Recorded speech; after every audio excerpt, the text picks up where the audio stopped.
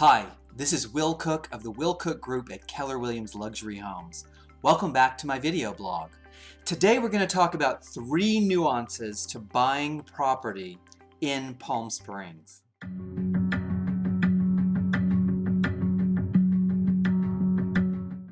The first nuance that I want to talk to you about in terms of buying property in Palm Springs is location, location, location. So Palm Springs is divided into 3 main areas. The north end, or the north section, the central portion of town, and then the south portion of town, south end. So the north end of town is located north of an east-west artery called VISTA CHINO. Any property north of VISTA CHINO is considered the north end of town.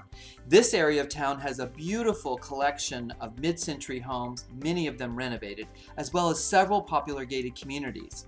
Now this end of town is a little closer, is the closest to the windmills that take advantage of the wind that comes through the pass, mostly when our season changes from spring to summer. But as a result, that end of town tends to get a little more wind.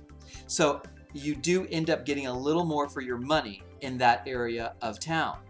In the central part of Palm Springs, which is bordered by VISTA CHINO and RAMON Road, each of which run east and west, is a very popular section because of its proximity to downtown. It's probably the closest in terms of being walkable or bikeable to downtown and also to the airport.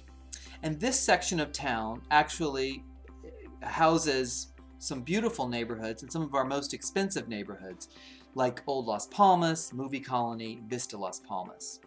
The south end of town, which is located south of RAMON Road, anything south of RAMON Road, has a beautiful collection of neighborhoods as well, and one of them is located on one of the valley's first golf courses, Indian Canyons.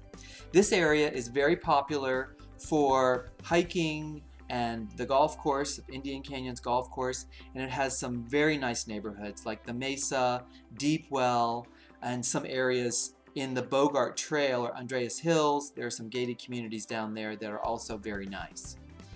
So the 3 areas of Palm Springs to consider when you're looking in Palm Springs are north, central, and south. You tend to get a little more for your money in the north end because you do have to deal with a bit of wind. The central area of Palm Springs tends to have the most easiest access to downtown, and the south area of Palm Springs tends to have the least amount of wind. But I will note that there is nowhere in the valley that's completely immune from the wind when the wind does pick up, and that's typically when our seasons change from spring to summer. The second nuance that you need to think about when you're buying property in Palm Springs is that we have leased land here. We have Indian leased land and we have a contractor's leased land. So that's land that you don't own. It's not something that's very prevalent throughout the United States, but we happen to have it here in Southern California and I think in some parts of Arizona and possibly New Mexico. So when the railroad was put through the Palm Springs area in the late 1800s, the government offered the native Indians here a checkerboard of 10 miles on either side of the railroad right-of-way. They offered them land, and they gave them land of sort of a checkerboard plot of land. So that land is now still owned by the Indians, a lot of it. And what that means is when you purchase a house on leased land, you also pay for the right to have your improvement on the land. So you not only pay for the house, but you also pay for a lease payment to lease the land that the house sits on. Typically, a leased land property can be gotten for maybe 20 to 25 or 30% cheaper than a comparable home on fee land. However, you do have to pay the lease, and the lease is not tax deductible. And you are still responsible for your own property taxes, even though you don't own the land. I've done a whole separate video about Indian leased land.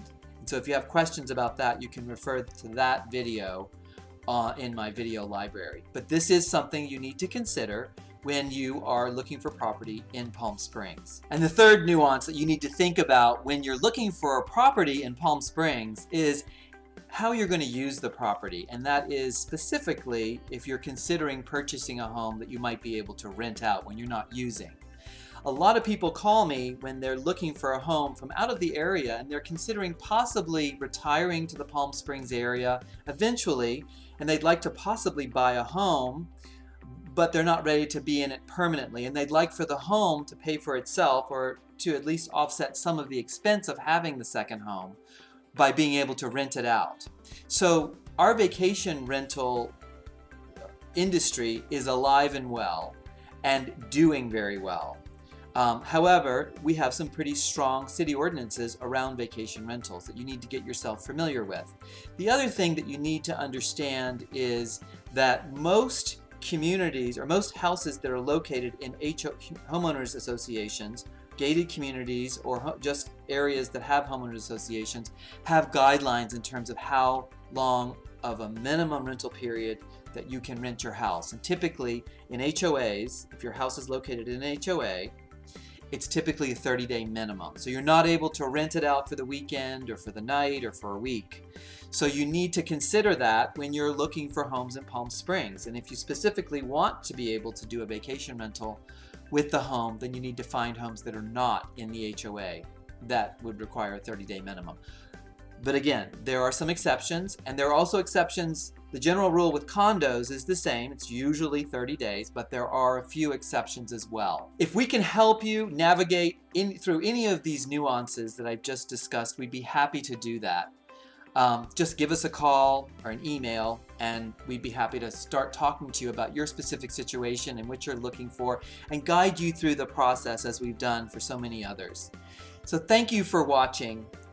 If you have any other real estate related topics or questions that I can answer, please just give me a call or an email or a text, and I'd be happy to make a video about it. Again, thanks for watching. See you next time.